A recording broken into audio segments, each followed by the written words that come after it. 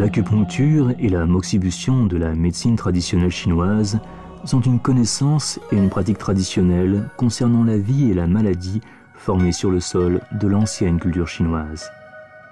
Elles sont basées sur le concept holistique d'unité entre l'homme et la nature, guidées par la théorie des méridiens et des points d'acupuncture, utilisant des aiguilles et des moxas comme outils et matériaux principaux.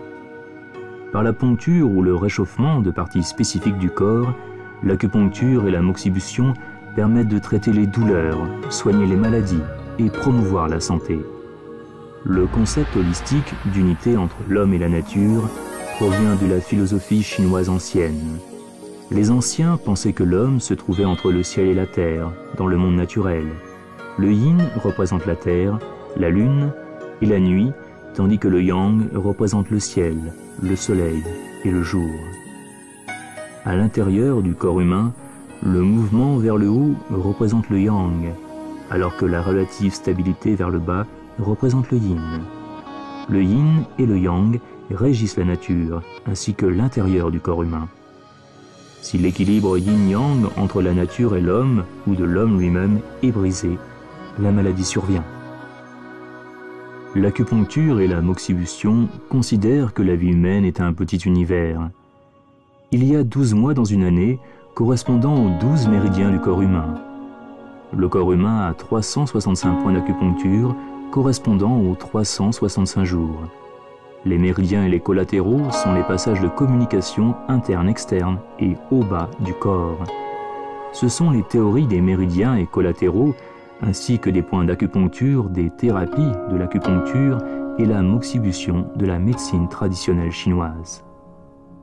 Ces théories expriment les relations entre le ciel, la terre et l'homme. Par exemple, si un malade a mal à la dent gauche, on le traite en poncturant le point Regou de la main gauche. Le principe de sélection des points dans la partie inférieure du corps pour traiter les maladies dans la partie supérieure, ou sélectionner des points de la partie droite du corps pour traiter les maladies de la partie gauche, reflète cette vision holistique de l'acupuncture et de la moxibution de la médecine traditionnelle chinoise.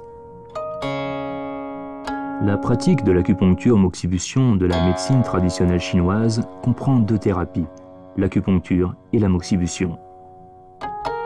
En acupuncture, les outils principaux sont les aiguilles. Dans l'histoire, diverses sortes d'aiguilles ont été utilisées. Des pierres spéciales, des métaux tels que le bronze, le fer, l'or et l'argent. De nos jours, les aiguilles épaisses et fines, longues et courtes de différents modèles sont fabriquées en acier inoxydable. La poncture se fait selon les conditions individuelles, pour choisir des aiguilles appropriées, et ainsi stimuler des points particuliers, utilisant des techniques comme la levée, l'enfoncer, la tortiller, la rouler, ou d'autres techniques combinées pour libérer les méridiens, prévenir et traiter les maladies. Aux alentours du 2e et 3e siècle avant Jésus-Christ, le Zhenting a enregistré 9 aiguilles de formes différentes et des dizaines de techniques de poncture différentes. La matière première utilisée pour la moxibution est l'armoise. Elle pousse dans la plupart des régions de Chine. C'est une plante avec un parfum particulier. Depuis l'Antiquité, les Chinois croient qu'elle a la capacité de dissiper les facteurs pathogènes. Les cônes et les bâtonnets de moxa sont faits à base de feuilles d'armoise séchées et transformées en filaments. Ils sont facilement inflammables, avec une chaleur durable. Ils brûlent pendant une longue période. La moxibution est habituellement divisée en moxibution directe et indirecte. Dans la moxibution directe, les cônes de moxa sont placés directement sur les points d'acupuncture. Dans la moxibution indirecte, de fins et longs bâtonnets de moxa sont maintenus à une certaine distance de la surface du corps pour réchauffer les points d'acupuncture afin d'ajuster le yin et le yang de l'organisme et rétablir l'équilibre pour la santé. L'acupuncture et la moxibution ont été continuellement recréées en réponse à leur environnement et leur interaction avec la nature et l'histoire. Par conséquent, différentes écoles régionales, de groupes ou d'individus avec leurs propres caractéristiques ont été formées. Depuis des millénaires, les maîtres acupuncteurs, à travers l'histoire, ont sans cesse amélioré l'art ancestral de l'acupuncture et de la moxibution. La technique de poncture des 3 niveaux a été améliorée et résumée par Chang Sin Nong selon les liens entre le ciel, la terre et l'homme qui ont donné 3 niveaux de poncture, superficiel, moyen et profond.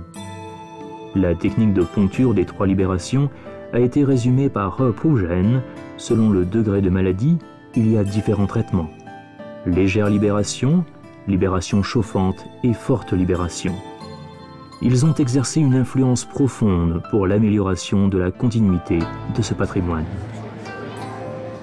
En Chine, être un détenteur reconnu de la tradition d'acupuncture exige l'apprentissage avec un maître acupuncteur renommé.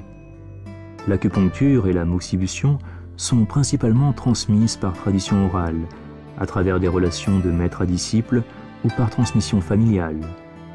Ces détenteurs de la tradition sont reconnus par leur vénération pour Huang Ti et Fu Si, 2 fondateurs de la culture traditionnelle et la médecine chinoise.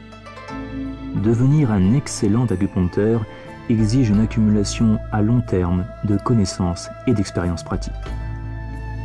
La figure de bronze des points d'acupuncture fabriquée en 1026 pendant la dynastie Song, l'ABC de l'acupuncture et de la moxibution, compilé en 259, Compendium de l'acupuncture et de la moxibution, écrit en 1601 et d'autres livres anciens, sont un témoignage de l'héritage et du développement de ce patrimoine.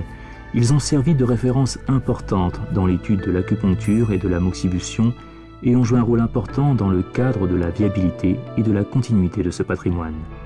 Dans le folklore, il y a des dictons comme « une aiguille et des herbes vous permettent de rester en bonne santé jusqu'à la vieillesse » et accrocher de l'armoise sur le devant de votre porte de la maison lors de la fête du 5 mai du calendrier lunaire vous garde loin des médecins toute l'année. Cela montre par divers aspects que l'acupuncture et la moxibution ont un impact profond sur la vie des gens et reflètent leur visibilité pertinente et leur connaissance de la société chinoise. L'acupuncture et la moxibution sont des thérapies naturelles qui ne nécessitent pas de médicaments.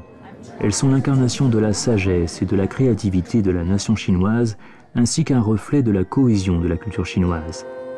Leur système complet de connaissances et leur fréquence stable de pratique ont joué un rôle important dans la promotion de la santé des gens. Afin d'améliorer la continuité de ce patrimoine, l'Association chinoise d'acupuncture et de moxibution, l'Institut d'acupuncture et de moxibution de l'Académie des sciences médicales de Chine et les collectivités associées ont lancé différentes études de transmission et activités de pratique. L'acupuncture et la moxibution de la médecine traditionnelle chinoise sont une légende vivante de sagesse et de civilisation de la Chine ancienne.